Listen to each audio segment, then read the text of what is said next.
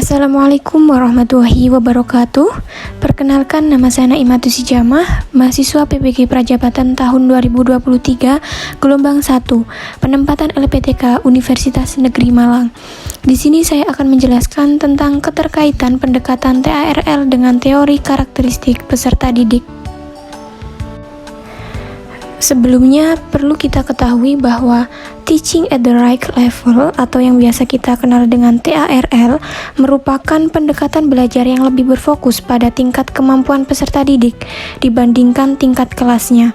Dengan demikian, pendekatan ini dapat membantu guru merancang pembelajaran sesuai tahap pencapaian peserta didik, terutama dalam meningkatkan kemampuan literasi dan numerasi. Sedangkan karakteristik peserta didik didefinisikan sebagai cerminan pola kelakuan dan kemampuan hasil dari pembawaan dan lingkungan sosial, sehingga menentukan pola dari kegiatan aktivitas. Dalam kaitannya, pembelajaran TARL dan karakteristik peserta didik itu dikaitkan dengan pembelajaran berdiferensiasi, yang mana pembelajaran berdiferensiasi ini meliputi 3 atau terbagi atas 3 bagian. Yang pertama, yaitu diferensiasi konten atau materi yang diajarkan, yang mana penyesuaian konten bisa disesuaikan dengan tingkat capaian peserta didik. Kemudian yang kedua, diferensiasi proses atau cara mengajarkan. Di sini, guru perlu melakukan pendekatan yang berbeda dalam proses belajar mengajar. Dan yang ketiga, produk atau luaran atau performa yang dihasilkan. Dalam kegiatan pembelajaran, hasil akhir atau output yang diharapkan dari peserta didik juga berbeda-beda. Ada tahapan penerapan TARL. Yang pertama yaitu asesmen. Pada awal proses pembelajaran, guru melakukan asesmen untuk mengenali potensi, karakteristik, kebutuhan, dan perkembangan peserta didik. Dari hasil asesmen tersebut, peserta didik kemudian akan dikelompokkan berdasarkan level tingkat capaian dan kemampuan yang serupa. Kemudian yang kedua, perencanaan.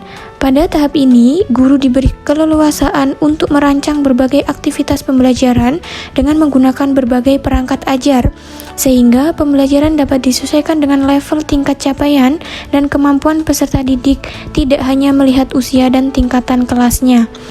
Dan yang ketiga, pembelajaran. Dalam proses pembelajaran, guru perlu memperhatikan kemajuan level tingkat capaian dan kemampuan dasar peserta didik dengan melakukan asesmen secara berkala yang dapat dilakukan dengan berbagai aktivitas.